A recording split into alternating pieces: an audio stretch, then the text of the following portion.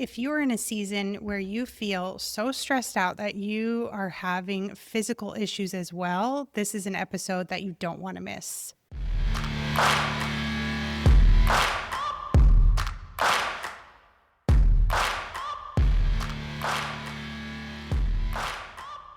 Welcome back to the Broken to Brave podcast. Today, I have Katelyn Hamilton on the show with me, and I am really excited to share her journey with you.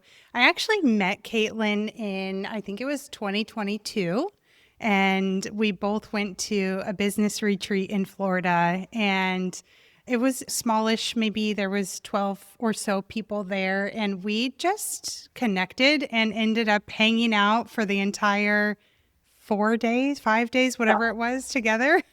It was so fun.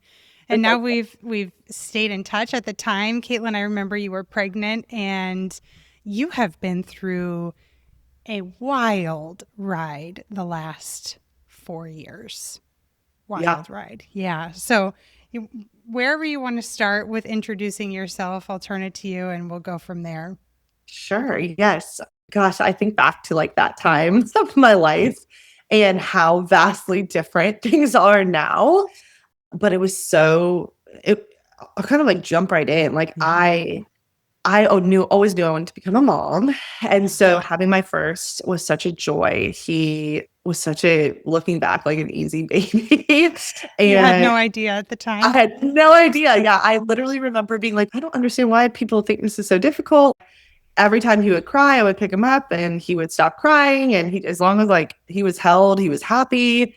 He slept through the night at 8 weeks. Then he went through like a sleep regression a few months later and it went downhill from there. Yeah. He's still my worst sleeper now, but it was just such a joyful period. And I'm an entrepreneur. I've been running my own business since 2017, the fall of 2017, just loud coming up on a decade now. Yeah. And I've had lots of like business transitions throughout my life transitions, which I think is so interesting to see how your personal life mirrors, what your evolution is as an entrepreneur, if you're an entrepreneur too, or even in the corporate space. Like it's just your life and your business have to go together.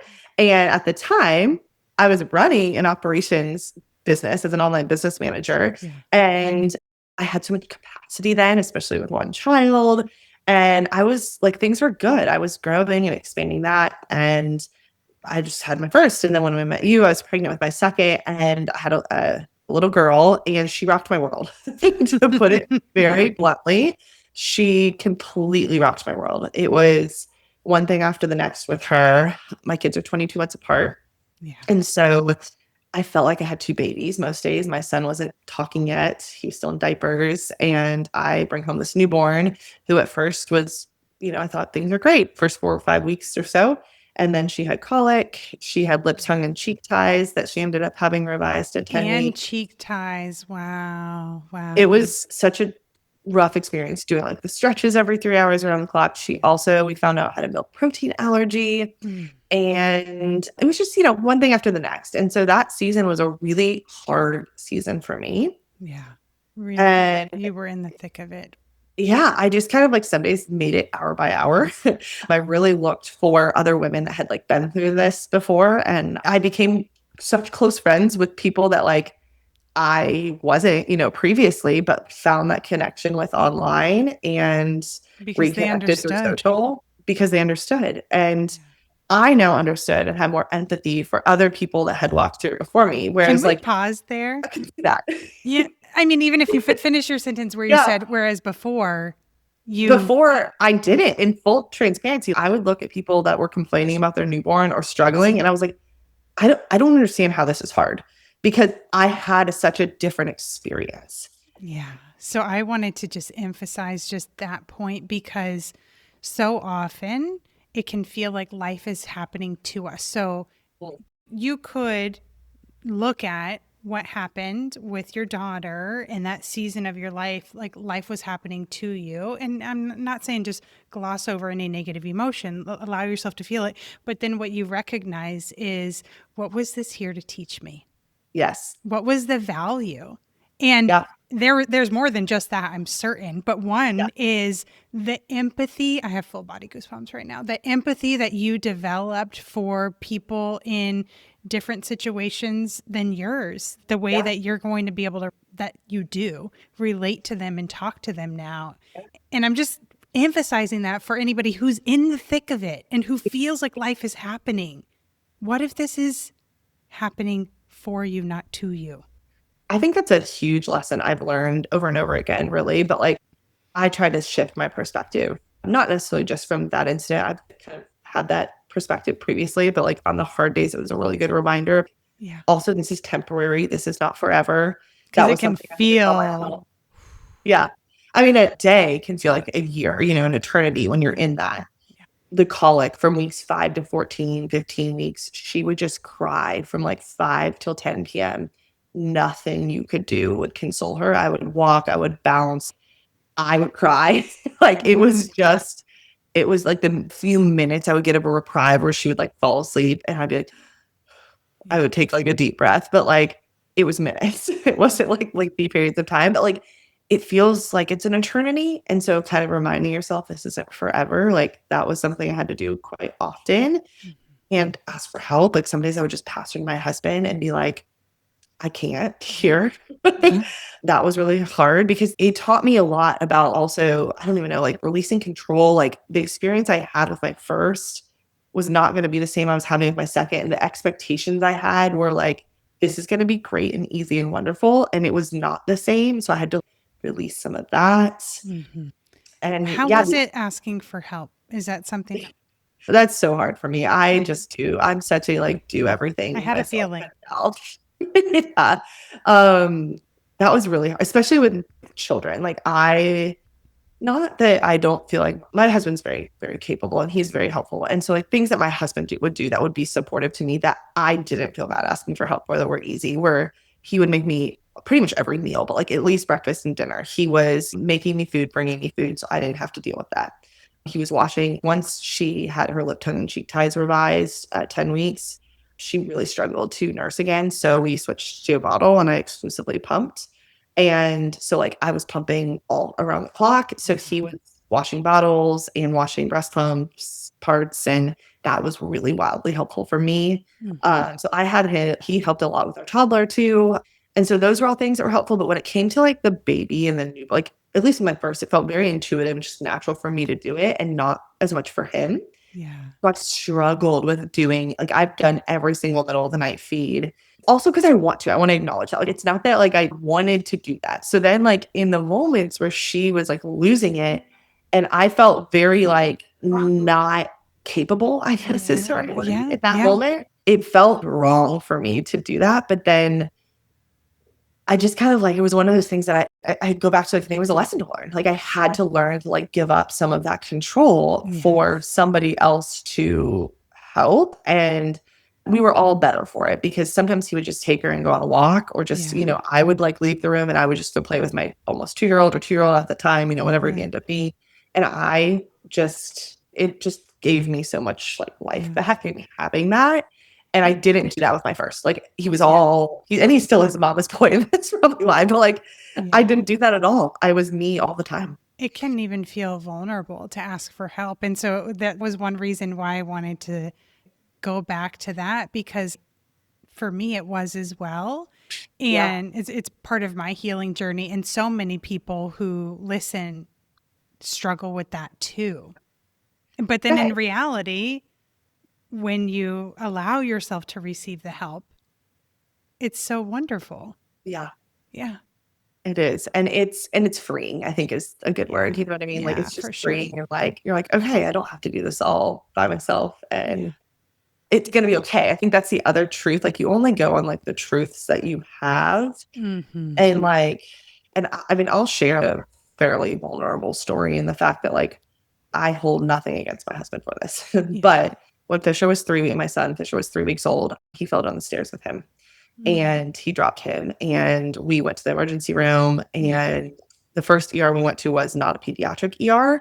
And they did a CT scan. And they should have never done that because it was blurry. It was an adult CT scan. Yeah. And he had to be transported to the children's hospital, and it was still technically COVID times. And so I couldn't ride with him. So now my baby's being transported by emergency, by ambulance, and I'm having to drive to the hospital. Since the scan was like inconclusive on like a brain bleed, which a lot of infants come out and naturally their skull, hasn't fused together. There is like Yes. brain bleeding, but like you don't know that. And so it's just normal, but they couldn't tell if it was normal bleeding or from the fall.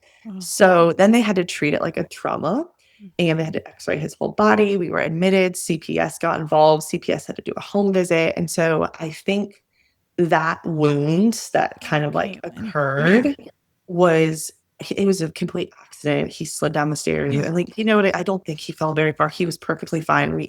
All was fine. Yeah. But the trauma of like going through that and having CPS walk through your home and judge your every move, and like it was just a place of I can't ask for help because I'm the only one that can take care of my child. So I think that's also where a lot of it came from. It's And easy for the mind to conclude that for sure, especially after, when something really terrifying and scary happens, fear takes over and it's like, okay, how can I protect from going wrong again? Yeah. And I've never experienced, it's so funny because I look back to myself before I had kids, and like I have a stepson who's 14 now, but like when I had my first, he was 9. Loved him. Like I love him to pieces, but it is a true different mama bear feeling when you birth them. And so I look back at who I was, and who I was as a stepmom, and in that role before I had kids, and then I look into like the person that I became after, and like it's just an intuitive instinct of like immediate protection that I wanted to like protect this small child. And I struggled. I worked from home, worked for myself, and he was more than 6 months old before I would let somebody watch him. Yeah. And without me like being in sight, and it was in our home even. Like I had a nanny because the thought of taking him anywhere to where I couldn't see what was happening was terrifying for me. I mean, honestly, I'm not surprised. That makes sense.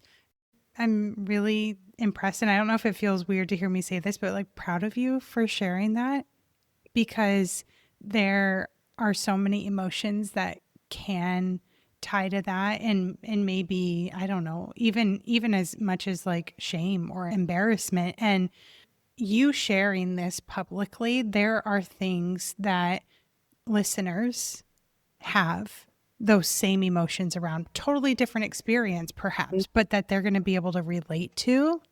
Yeah. And I hope that people do, because like I look back and I'm like, it was traumatizing in the moment, and like I actually couldn't talk about it for a very long time. I obviously told my close friends and family what happened, but like I couldn't physically relive that experience for a very long time. And ironically, it was on April Fool's Day, so like I literally remember being like, is this a joke?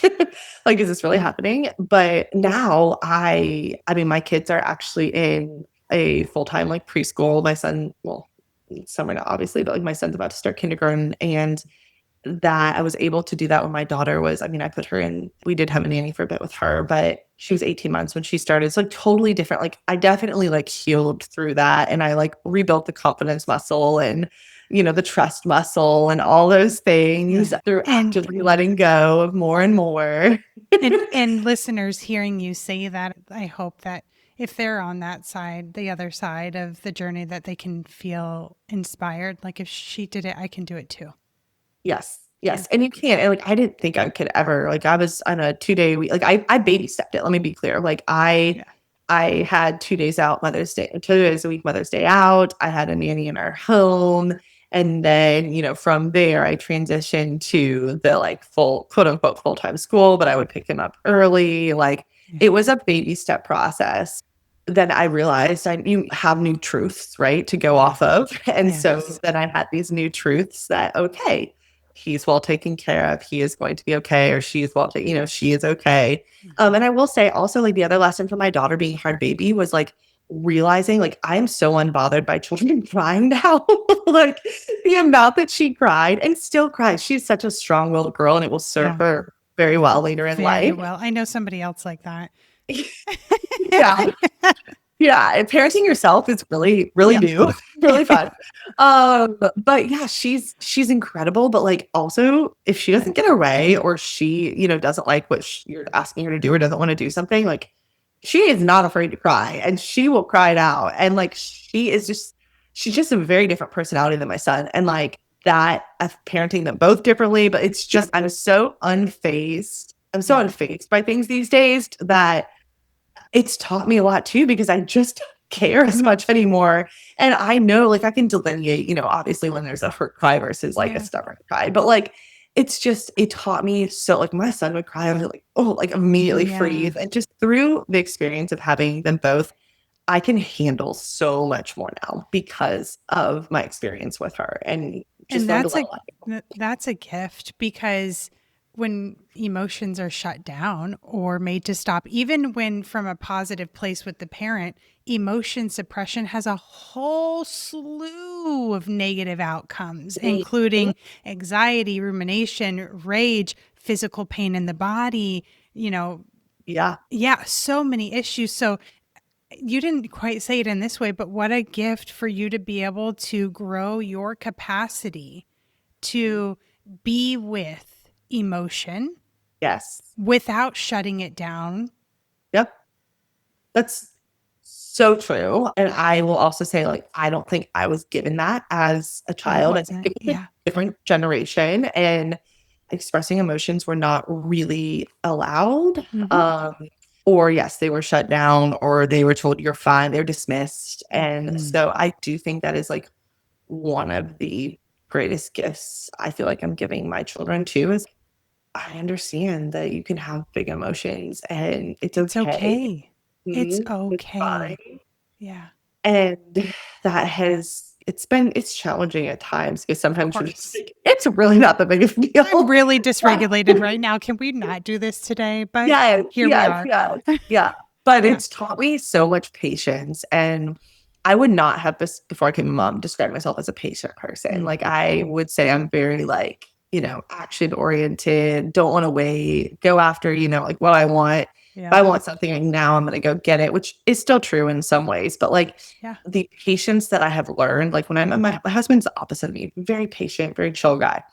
In parenting, toddlers stress him out. Like, he cannot do toddlerhood. Like, the emotions and the like the effects of the looks he struggles with. But I'm like a much more patient parent for the most Isn't that part. Don't get me wrong. beautiful? We all have our days. But it's very interesting how that's shifted, because I'm such a different person when it comes to that, and can just take deep breaths and Yeah. realize it's not about me. I think that's a really key thing. It's not about, 100%.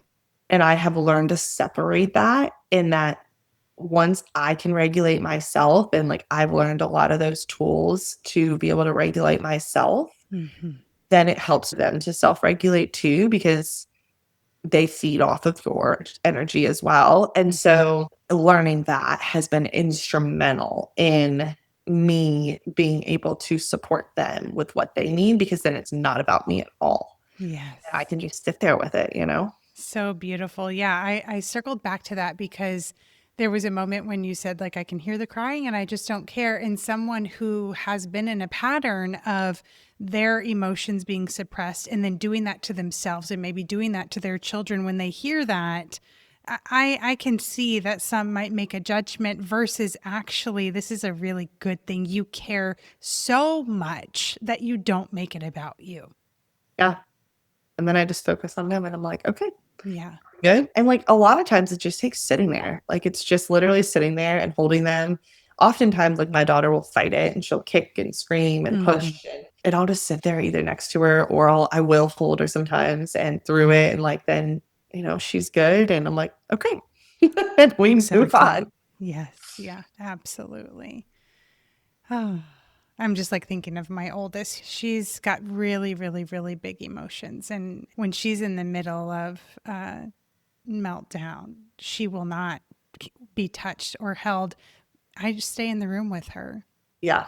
and I breathe, Hmm. right, keep my nervous system regulated. And I, will say just a tiny, tiny bit of words, and without caring how she responds. Like, I'm not scared of your emotions. I Mhm, love you no matter what. mhm. I'm not going to leave you.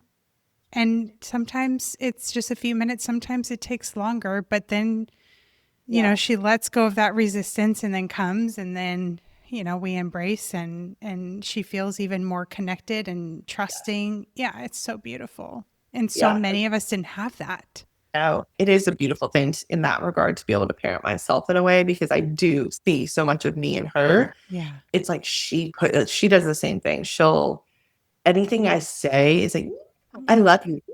Like just, like throwing that. And then after a few minutes, like, sometimes like you said, it's longer. She'll come crawl over to me or get on my lap and just like sometimes she makes up really funny reasons for why she cries. Like, because I'll be like, oh, well, do you want to do this? Do you want to pet the dog? She let the dogs help regulate her so much. It's so, so cool to see. Like, so I'll go get one of the dogs and bring them out. And then I'll be like, oh, Dax is being so silly. And then she'll laugh and she'll be like, I miss Dax. That's why I was crying. And I'm like, That's adorable. that's right. She's 3, right? Yeah, she's Yeah. 3. Oh It's my so God. funny. Some like the funniest reasons are I'll grab her stuffy and she's like, I needed my stuffy. That's why I was crying. I'm like, right. It wasn't over like the chicken that I put on your plate that you refused to eat. It was definitely the stuffy. But Yeah. Yeah. but yeah, it's so interesting. It's just interesting to see how both of them, like my son needs me to hold him to regulate. And he's that physical touch where she wants to scream it out and My then other one process is it. too. And Yeah. it's wild. We got to, go by not the golden rule, but the platinum rule, treat them the way they need to be treated. Yes. Which is not necessarily what is best or most effective for us. Yes. Yeah. Or the way we would handle it, right? Or what we Exactly. need. Yeah. Exactly. Yeah. So you've had just some beautiful changes come about of this like really, really tough season. And some of that we haven't talked about yet. It's, what came up in your body. So I was wondering, you want to Yeah. go there and Sure. share. Yeah.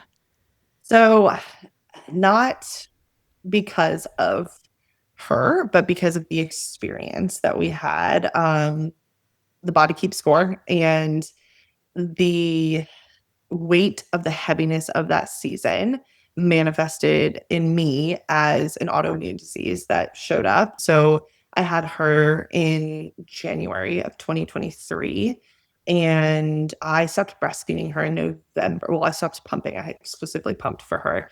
And so I stopped pumping in November because I was an oversupplier. And so I had so much milk. I stopped pumping, which was glorious to be able to do early.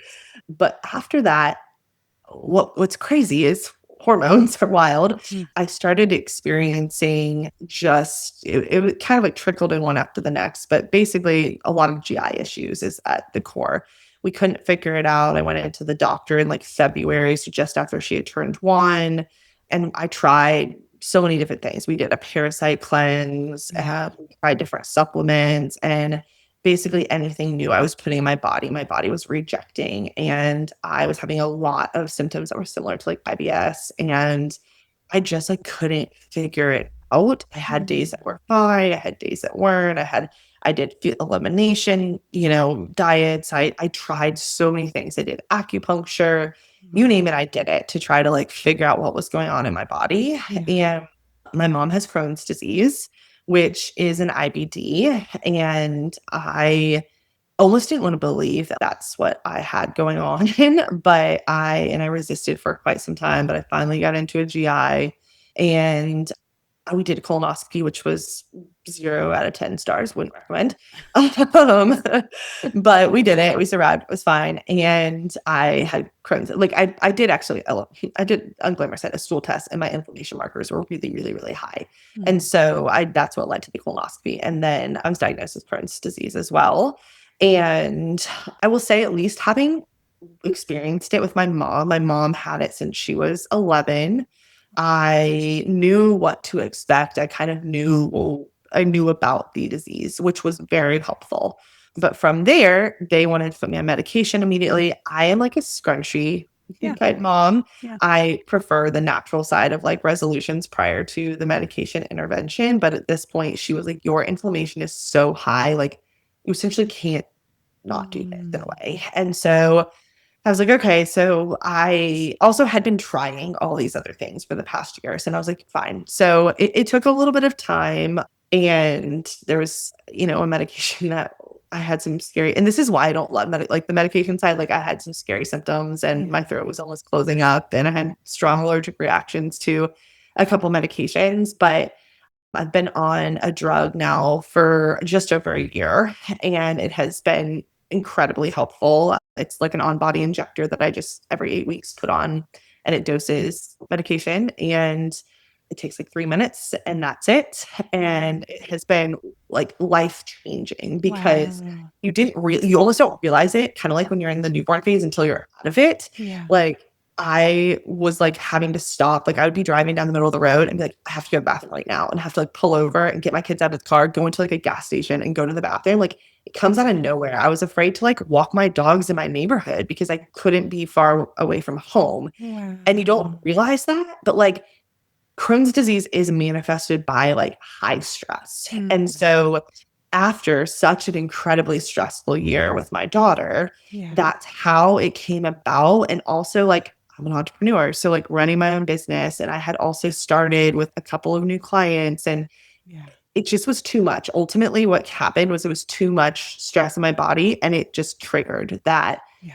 immune response. And so my immune system was essentially attacking itself. Mm-hmm. It's like been a double, like, I don't know how to explain it. It's like it's like no big deal, but also it's a big deal Yeah. because, I'm living with this for the rest of my life, but I've walked it with my mom. But like I think I have a very mild case, and I say that because one, I had a colonoscopy done this past fall. Absolutely perfect. No evidence of like any issues, inflammation, whatever. I don't have to have another one done unless I have symptoms for 10 years, which is like the normal age that Wow. people get colonoscopies. Yeah. So that's great. The medication is obviously helping, but like Yeah. to me, that's also a tool in the toolbox. I still go to acupuncture every 6 to 8 weeks. Yeah. I focus a lot. I've done a lot of like internal healing. Yeah. I've been doing like a hypnotherapy program that has been incredible, and nervous system regulation. I opened a business, which I know that sounds counterintuitive on the stress level, Yeah. but we have a couple other couples. It's called Vitalis Everyday Wellness Community. If you're in the Mount Juliet, Nashville, Tennessee area, come and see us. But we offer saunas and cold plunges, red light therapy, and a salt room. Mhm. And I learned just about like the power of contrast therapy, which is alternating between the sauna and the cold plunge, and how that helps with nervous system regulation Mm. and reduction of stress. And that alone like has just transformed the ability for me, like especially on like really stressful days, like to go and do that. You get a natural dopamine hit, like your serotonin increases. Like there's so many Yeah. benefits to it. That is like a really big tool I use in helping me to not become overly stressed. So Mhm. my goal these days is to like, what can I do to maintain slash keep low stress levels? And Mhm. then if there are high stress days, moments, seasons, using all of those tools, using red light therapy to reduce Mhm. inflammation, using the contrast therapy, doing the breathing, doing the hypnosis meditations, working out. I consistently work out 3 to 5 days a week. Yeah. All of those You're things, all the supporting tools to yourself in a support me. yeah, in the Yeah. way that you didn't, right? I mean, Yes. I'm thinking Yes. back to the 2022 version that I met, and it was the get shit done Yes. vibe.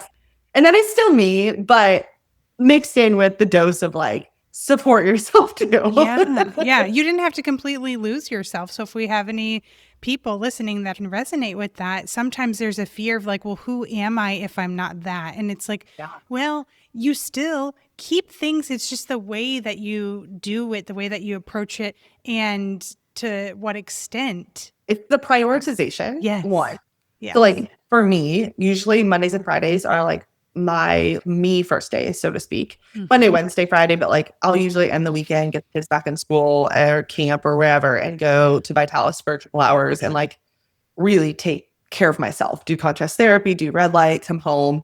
Yeah. Same thing on Fridays. not every week, but like sometimes it's at least once a week that I do that Okay. full session. And then I try to get in at least 2 contrast therapy sessions a week, but it's the reprioritization. I will also say, like, I have such mixed feelings on capacity that could be a full separate podcast episode on Yeah. itself, because to some extent you learn in motherhood, your capacity expands. It just naturally does. You can Yeah. take on more than you think you do. But then at some point there is like a limit. You have to recognize like what your capacity is. Mhm. So like that's kind of like where I'm at now. Like I'm like, oh, like I am I teetering on my capacity? Like how is this feeling? And I just check, I'm very self-aware. I just check in with myself a lot Mhm. to know what I need. And also, like, I've shifted my business model. Like, I was working as an online business manager, managing the back end of people's businesses. There was a lot of fires to put out. There was a lot on my shoulders to run the business day to day. Yeah. And I was really good at what I did. Like, I crushed it. I mean, I was working with multiple 6, 7-figure entrepreneurs. Like, I'm very Yeah. successful and I'm really good at taking a business and being able to streamline it Yeah. and make it run more efficiently and put in the right systems and processes to build a sustainable business. And so I was doing that solely in the executional, like day to day, and managing large teams and projects and multiple launches and so many components. And what I learned though is that, like, as I had children, my prioritization changed to Mhm. family, children first, Mhm. and business, kind of fell down here.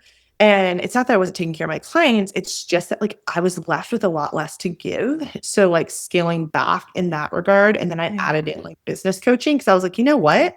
Yeah. My goal in life is to have like a massive impact on women specifically, to show them what's possible, to show them that you're capable of being a great mom and also making a lot of money online, and you can do and have both. And it's whatever you want it to look like, whatever's a lot of money to you. It doesn't matter to sell a million, it's whatever that feels like for you. But I want to build it sustainably. And so I was like, you know what? How can I do this? How can I take my gifts in like what I can do and still impact women without having to do it all, which is what the OEM kind of work felt like. So I Yeah. pulled back on that and started just doing business, like focusing on business coaching. So I'll help established business owners create and streamline their businesses. So you run a business, you build it up, you become successful, but you are like, oh, wait, I don't have systems in place to be able to scale this, or to be able to like have some time back in my life Yeah. to where I'm not going crazy. And so that's now what I do. And that has been really great in this season of life, where like I don't have the time to sit in front of the computer all day and do the work. I need to have the flexibility to send Boxer messages on the go. Like, as I'm going to pick up my kids, I'm going to drive to Gatlinburg today and I'm going to send messages to my clients back and forth on the way, and I can still help people. I mean, there's definitely still some like implementation work there, that I For help them like sure. revamp, but like it's the pressure that it takes off and the capacity that I get back. So And life shifts and changes with your season. for sure. And I'll point out, whether people listening are an entrepreneur or maybe want to be, or that's never part of your goals, you can still take something away from what Katelyn is saying right now. Because what I hear you saying is you allowed your approach to life to evolve Yes. and change. And so many get stuck in, this is the right way. This is the way that I'm supposed to do it. This is the path that I'm on. This is how it should be. But part of healing work is allowing yourself to shift and to change and to step into something new, even if you don't have it all figured out right now. That's so spot on. And also like acknowledging the season you're in. So like I pulled back a lot last year because I needed to. I needed to reevaluate where I needed my time to be and what I wanted. Yeah. And I had to make a shift that was really scary, because it looked like losing income too. You know what I mean? And like I was the primary income provider for our family for 4 years or so. My husband, but what it did was it allowed my husband to build his own business as a home inspector. And so he stepped into that. And so the timing was great in that he had like 3 years to build that. And as I pulled back, he stepped up and his business has grown. And so it gave me the ability to shift. And now I'm back in a ramp up season. And also it allowed me to focus on our other business launch that launched, in December. So now we're about 6 months in. So like Now I'm able to step back in, like I've streamlined that business and passed it to like our team internally there. And I'm still in the day to day, but like not as much as I was. Yeah. And so it's like you shift and change and grow, and you're not like fixed. And one way isn't the way all the time. And like, Mm-hmm. especially if you're a mom that's like, this is something I actually have talked with. I have clients that are corporate clients that are building businesses on the side. Yeah. But like something we've also talked about is like, it's okay to pull back from your career for a little bit if you want to be at home with your children. Like there's not a wrong answer. It's what you need in that season, and know that those seasons change so fast. Newborn days are now behind me. I have a 3 and a 5-year-old, and like it's crazy different. It's an easy season right now, and I love it. And it just changes so fast. So that's the perspective too of if you're in a hard season or you're in a season where things, it's just not exactly what you want. Like it's a season, and you can realign your life to better fit for your current season, knowing it's not forever. Almost nothing has to be permanent. And I say almost nothing because, we all do pass. And depending on your view, that is permanent, but maybe even for some reincarnation. So it's not. That's so comforting to me. Like Yeah. if I want to, I can change anything at any point. And if you're listening and thinking, I don't know about that, what if this happens? What if that? Well, all the what ifs are fear. And fear Mhm. is almost always wrong. And so we don't obey fear. We honor ourselves, we honor our desires, we honor what we want and create that life, whatever it looks like. I don't know. I mean, there's probably a multitude of ages listening to this podcast, but like, I mean, I'll be 36 this year. Yeah. I still feel incredibly young. And like, Yeah. I was put in the room with, I immersed myself in a networking group that women are, I'm the youngest in the room. Let me be honest. Like all these women are 40s and like even into their early 50s. And a lot of them like raised their babies and started careers after that, or they started secondary careers in businesses. And I look at, I'm like, wow, like imagine, like I'm almost 10 years in business and look at how far I've come. And then imagine where I can be in another 10 years. Like I have this huge advantage and jumpstart to what I know that so many women didn't at this point in their life. Yeah. I'm young. Like think about what can happen in another decade. Yeah. That's So wild to me. much. So I know a lot of people have to like, I should be further along by now. Like that can be a narrative that comes up. Like I've had that in this sort of way, like in business. Yeah. But then I step back, and being in those rooms has helped me see like I'm actually like right where I'm supposed to be. And I'm actually ahead of some people, and also think of where I can be in 10 years. And so I think having that like timeline perspective of like, wow, like this is wild has been helpful, and also helps me not feel like I have to rush anything, but I'm just kind of like right where I'm supposed to be right now. And Yeah. Yeah. And what if we all are? Yeah, Yeah. we are. Yeah. We all are. Yeah. So if someone listening is feeling in a season where life just feels like so much, maybe emotionally or mentally or physically something feels broken or not working, or what advice might you give that person based on your own? I think it's like the perspective of, well, first of all, I would say take it hour by hour. Like sometimes it feels too much to go even day by day, or, anxiety is in the future, right? Like all anxiety is the futuristic like fear.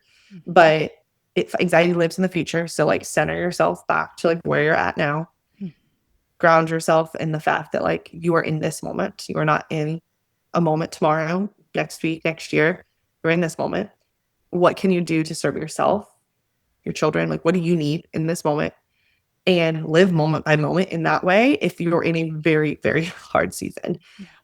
Also know and remind yourself this is temporary. And I'm also a big believer in like journaling for what you want. And then what's crazy is you can kind of see that come to life. So like I would write down affirmations. One about myself currently. I am a good mother, for example. Like I am, I'm trying to remember back to like what I said in that time. But like I know it was always like I am a good mom. And then, but when I had one, it was like I'm a good mom to 2 children. I am a good mom. Like it was kind of like I would write out the futuristic desires. I have a thriving, successful business. I am calm, patient, and confident. Like those are all things that then I would repeat, write and repeat every day. to help myself step into those versions of me, to trick my brain into knowing I already am those things. Mhm. So that's like the two things, is like really focusing on who you want to be and how you want to feel as if you were that person now, Yeah. and taking it like moment by moment and knowing that this is temporary. Like sometimes you have to tell yourself this is temporary. Like Mhm. that's an affirmation of itself. This is temporary. Yes. And believe that it can be different. Yeah. And sometimes it can feel scary to believe that it can be different. And it's true. Yeah. You have the power within you to change your circumstances. Nobody else can do that for you. Yeah. That's something that I had to learn. I mean, I learned that in my 20s. I used to be like a girl that felt like life happened to her and Mhm. not life happened for her. And once I learned that, I had the power to change my circumstances, and it started with me. That was wildly helpful to how I approached everything I did in life. Absolutely. Katelyn, thank you so much. Is there anything else that you wanted to share? I don't think so. I mean, I could talk about motherhood. I could talk about business. I could talk about it You're like, I all could talk about day. anything. If people listening, they're like, wow, I can really connect with your story. I can relate to this. Well, how did you create that? What about Crohn's disease? Any questions? If they want to reach you, where's the best place to find you? Absolutely. I'm an open book. So please reach out, even if you're just like, hey, this resonated with me, or you're struggling, you're going through it. I'm happy to be a sounding ear. Instagram is probably the best place that you can find me. So I know that you'll probably drop my handle in the show notes, but it's Katelyn E. Hamilton. So KATELYNE Hamilton on Instagram. And I'm very active on there and in the DMs. So shoot me a message and I would love to connect. Beautiful. Yes, I'll put it in the show notes so that you can just click and find her. Thank you for coming on today. Thanks so much for having me.